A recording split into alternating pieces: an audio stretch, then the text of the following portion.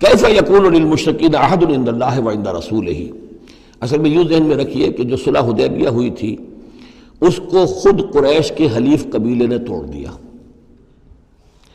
اور اب حضور صلی اللہ علیہ وسلم سے سیرت میں آپ نے پڑھا ہی ہوگا کہ ابو سفیان جو سردار ہیں مکے کے، وہ آئے ہیں چل کر یہ درخواست لے کر کہ حضور اس صلح کی تجدید کر دیجئے۔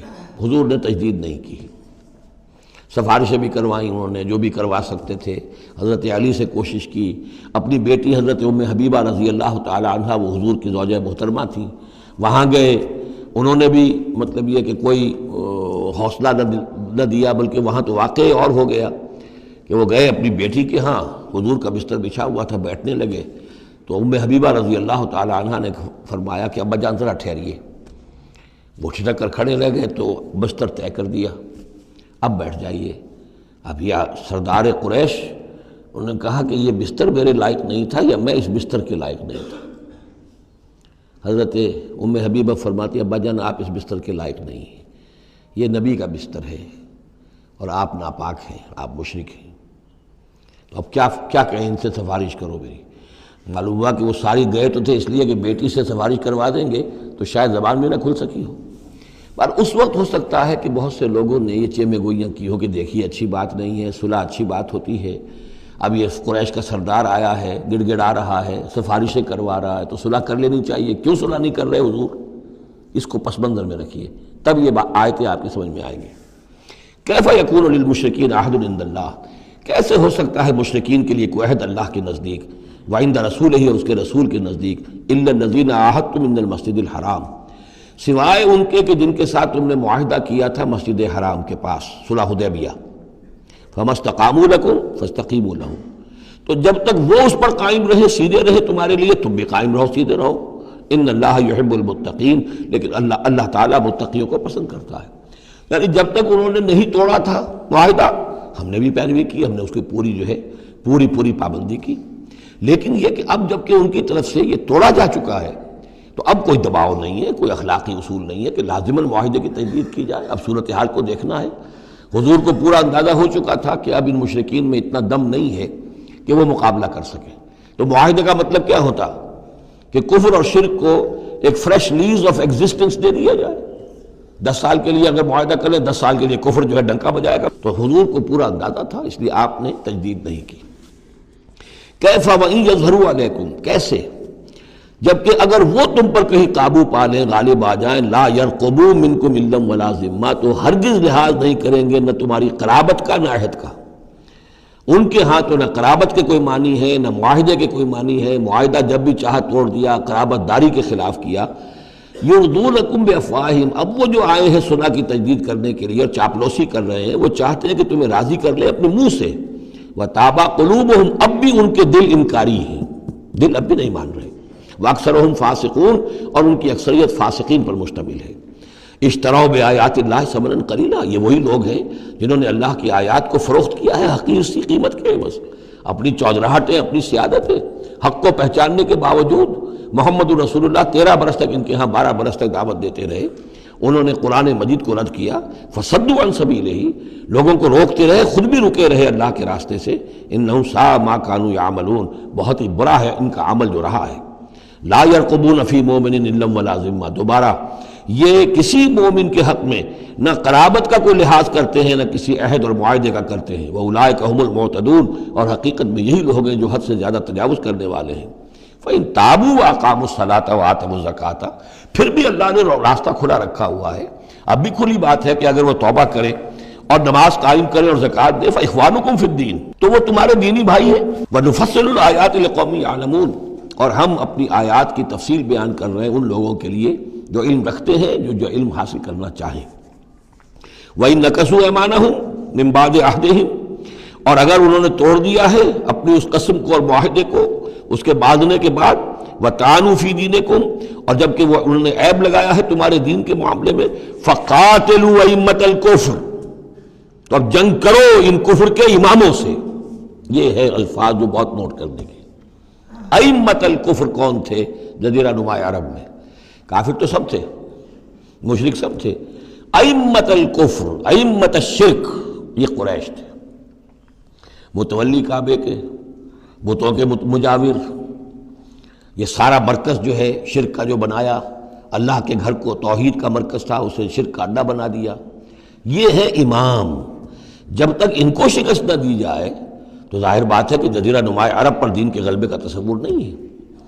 چاہے وہاں کوئی فارمل حکومت نہیں تھی، کوئی سلطنت نہیں تھی، کوئی ریاست نہیں تھی، کوئی جو ہے فارمل دارالخلافہ نہیں تھا، لیکن معنوی اعتبار سے یہ ام القرا، یہ مرکزی بستی ہے، یہ ہے اس پورے جزیرہ نما عرب کا صدر مقام ایک اعتبار سے.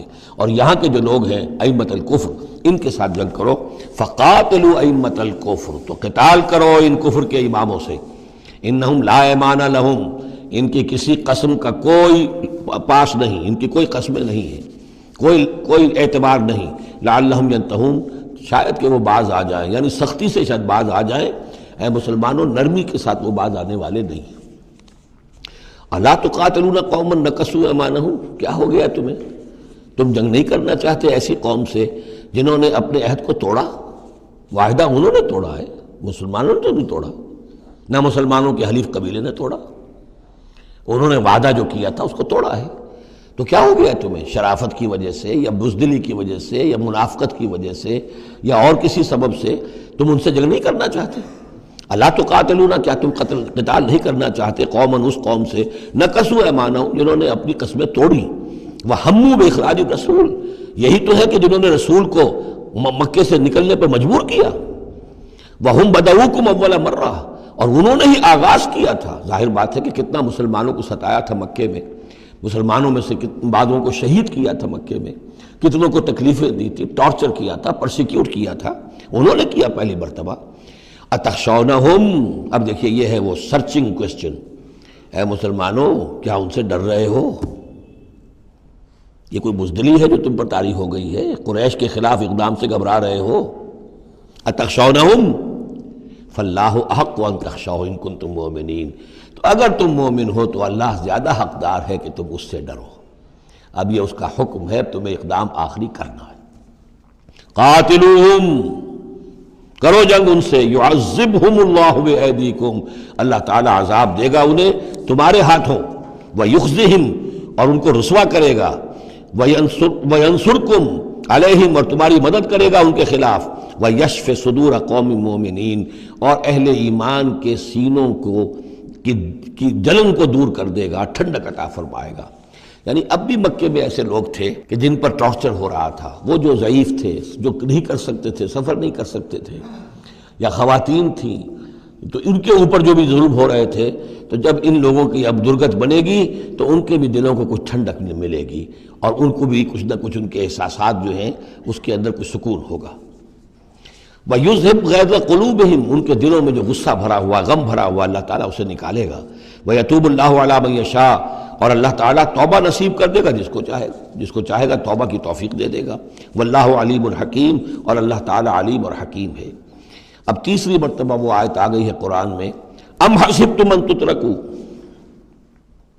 ام حسبتم ان تدخلوا الجنة ولما يأتكم مثل الذين خلوا من قبلكم مستهم البأساء والضراء وزلزلوا حتى يقول الرسول والذين معه متى نصر الله الا ان نصر الله قریب. اسی طرح پھر یہ آیت ہے 214 سورہ بقرہ کی، 142 سورہ آل عمران کی. ام حسبتم ان تدخلوا الجنة، اب یہ تیسری مرتبہ ام حسبتم ان تترکوا. یہ آیت نمبر 16 ہے، 1 اور 6 کو بھی جمع کریں گے تو 7 بنے گا. ام حسبتم ان تترکوا، تم چھوڑ دیے جاؤ گے. ولما یعلم اللہ الذین جاہدوا منکم، ابھی تو اللہ نے دیکھا ہی نہیں کون ہے تم میں سے حقیقتاً جہاد کرنے والے. دوسری قوموں کے خلاف جہاد کرنا اور تھا، اب اپنی قوم کے خلاف جہاد کرنے کے لیے جانا، ظاہر بات ہے کہ اس کے اندر ایک اور اضافی امتحان ہے جو اللہ تمہارا لے لینا چاہتا ہے. وَلَمْ يَتَّخِذُوا مِن دُونِ اللَّهِ وَلَا رَسُولِهِ وَلَا الْمُؤْمِنِينَ وَلِيًّا، اور دیکھ لینا چاہتا ہے اللہ کہ کون ہے وہ لوگ کہ جو اللہ کے سوا اور اس کے رسول کے سوا اور اہل ایمان کے سوا کسی کے ساتھ دلی تعلق، دلی محبت اور دلی رازداری کا کوئی تعلق نہیں رکھتے. یہ رشتے جب تک کٹیں گے نہیں ایمان کی تلوار سے، اس وقت تک تمہارا خلوص جو ہے اللہ کے ساتھ اور دین کے ساتھ وہ کیسے ثابت ہوگا. واللہ خبیر بما تعملون، اور جو کچھ تم کر رہے ہو اللہ اسے باخبر ہے. ما کان للمشرکین ان یعمروا مساجد اللہ، ان مشرکوں کا تو یہ حق نہیں ہے کہ وہ آباد کریں اللہ کے گھروں کو. یہ مسجد ہے، اللہ کا گھر ہے، یہ بیت اللہ ہے، یہ مشرکین اس کے متولی بنے بیٹھے ہیں، ان کا کوئی حق نہیں ہے، یہ توحید کا مرکز ہے بیت اللہ۔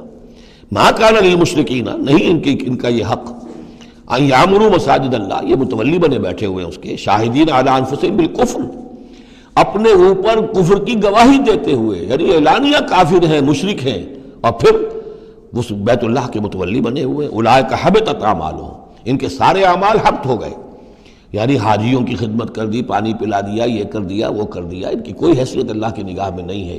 ان کے جو شرک ہے اور کفر ہے اس نے ان کے تمام اعمال حبط کر دیے۔ وفی النار ہم خالدون، اور آگ ہی میں وہ رہیں گے ہمیشہ ہمیشہ۔ انما یعمر مساجد اللہ من آمن باللہ والیوم الآخر، مسجدیں اللہ کی مسجدوں کو آباد کرنا تو ان کا حق ہے جو ایمان لائے اللہ پر اور یوم آخر پر، واقام الصلاۃ، اور نماز قائم کریں، وآت الزکوٰۃ، اور زکوٰۃ ادا کریں، ولم یخش الا اللہ، اور نہ ڈرے کسی سے سوائے اللہ کے۔ فعسیٰ اولئک ان یکونوا من المہتدین، تو ایسے لوگ ہیں کہ جن کے بارے میں توقع ہے کہ وہ راہ یاب ہوں گے اور منزل مراد تک پہنچ جائیں گے۔ اجعلتم سقایۃ الحاج وعمارۃ المسجد الحرام کمن آمن باللہ والیوم الآخر، کیا تم نے حاجیوں کو پانی پلانا اور مسجد حرام کو آباد رکھنا اس کو برابر کر دیا ہے اس کے کہ جو شخص ایمان لایا اللہ پر اور یوم آخر پر، وجاہد فی سبیل اللہ، اللہ کی راہ میں جہاد کرے؟ یہ مشرکین مکہ، مشرکین قریش جو کیا کرتے ہیں، ان کا یہی کریڈٹ ان کا کیا ہے کہ جو ہے بیت اللہ کو آباد رکھا ہوا ہے، حاجی آ رہے ہیں تو ان کی خدمت کر رہے ہیں، انہیں دودھ پانی پلا رہے ہیں، تو بس یہ، تو کیا یہ چیزیں برابر ہو گئی ان کے کہ جو ایمان لائے اللہ پر اور یوم آخر پر اور جنہوں نے جہاد کیا اللہ کی راہ میں؟ لا یستوون عند اللہ، یہ دونوں برابر نہیں اللہ کے نزدیک۔ واللہ لا یہدی القوم الظالمین، اور اللہ ایسے ظالموں کو ہدایت نہیں دیتا۔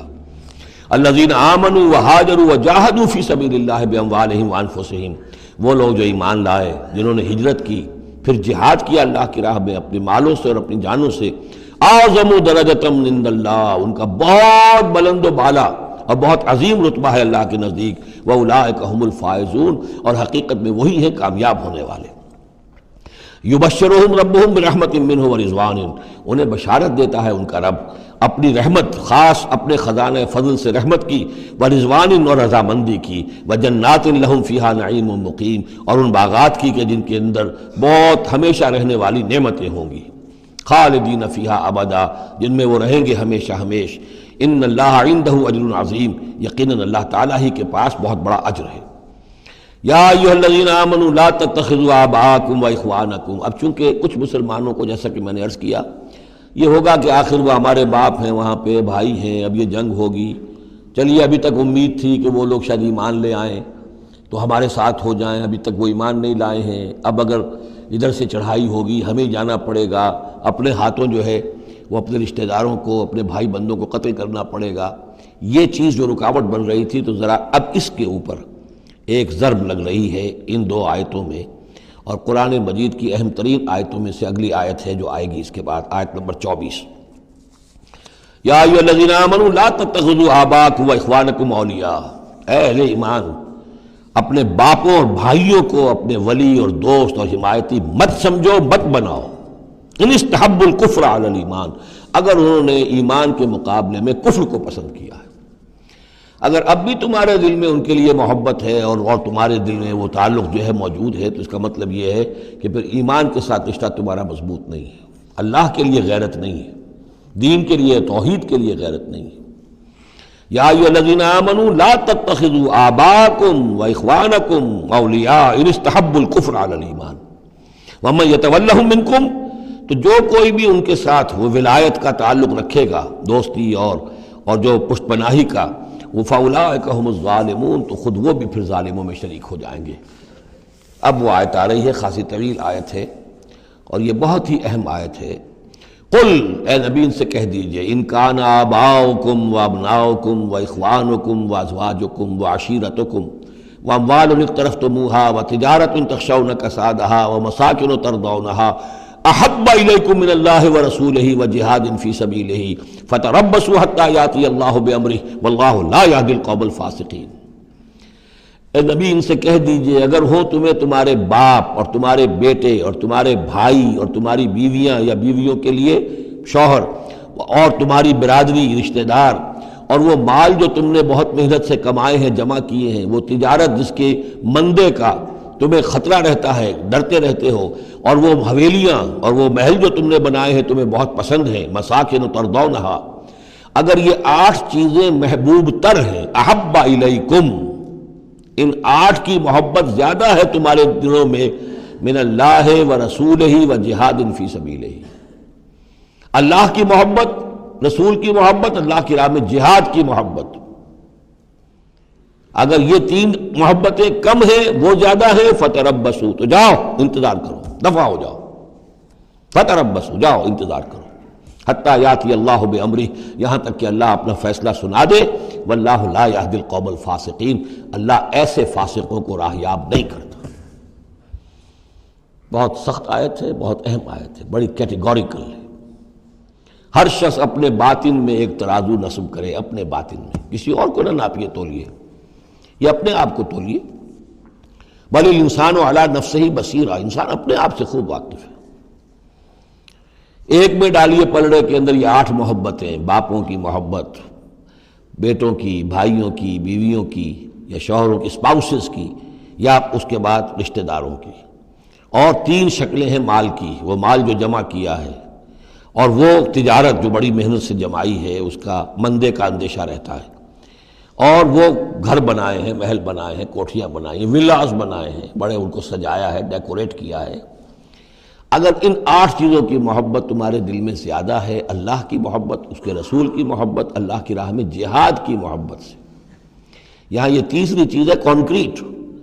پہلی 2 تو آپ کہہ سکتے ہیں میرے دل میں بڑی محبت ہے، آپ کو کیا پتہ، ٹھیک ہے بھائی، ہو سکتا ہے ٹنوں محبت ہو اللہ کی آپ کے دل میں، اور رسول کا بھی عشق ہو سکتا ہے کہ ٹنوں ہو آپ کے دل میں، لیکن تیسری محبت تو نظر آ جائے گی، اللہ کی راہ میں جہاد کی محبت کتنی ہے۔ اگر یہ 3 محبتیں ہلکی ہیں، وہ پڑنا بھاری ہے، فتربصوا حتی یاتی اللہ بامرہ، تو جاؤ انتظار کرو یہاں تک کہ اللہ اپنا فیصلہ سنا دے، اور اللہ ایسے فاسقوں کو، ایسے ناہنجاروں کو، ایسے سرکشوں کو اللہ تعالی ہدایت نہیں دیتا۔ یہ سیلف اسیسمنٹ سکیم ہے، ہر شخص خود اپنا جائزہ لے، کہاں کھڑا ہے، اس کی allocation of time, allocation of energies, اپنی صلاحیتیں کہاں لگا رہا ہے، کہاں کھپا رہا ہے، کس کام میں لگا رہا ہے۔ اسی کو پھر علامہ اقبال نے ایک شعر میں جمع کر دیا ہے، یہ مال و دولت دنیا، یہ رشتہ و پیوند، بتان وہم و گما، لا الہ الا اللہ۔ مال و دولت دنیا کی 3 شکلیں، دولت جیسے بھی ہو، ایسٹس ہوں، بینک بیلنس ہو، سٹاکس ہوں، جو بھی ہو، یہ مال و دولت دنیا۔ نمبر 2 جائیداد ہے، نمبر 3 بزنس ہے یا کیریئر ہے، پروفیشن ہے، اور رشتہ و پیوند جو سب سے قریبی ہو سکتے ہیں، باپ، بیٹا، بھائی اور اسپاؤس، اور جو بھی اور رشتہ دار ہیں۔ یہ مال و دولت دنیا، یہ رشتہ و پیوند، بتان وہم و گما، یہ صرف بت ہیں، ہمارے اپنے وہم کے، توہم کے، ان کی کوئی حقیقت نہیں ہے۔ بتان وہم و گما، لا الہ الا اللہ۔ اگر لا الہ الا اللہ کی شمشیر سے ان بتوں کو آپ توڑ نہیں دیں گے، اور جب تک ٹھیک ہے، حق ہے ان کا، بیوی کا حق ہے، اولاد کا حق ہے، ان لنفسک علیک حقا، لیکن وہ تابع رہے، ان 3 چیزوں کے تابع رہے، تب تک ٹھیک ہے۔ اور اگر ان 3 چیزوں سے وہ اوپر چلا گیا، کوئی بھی، ایک بھی، تو بس وہ توحید ختم ہے، اب وہ شرک ہے۔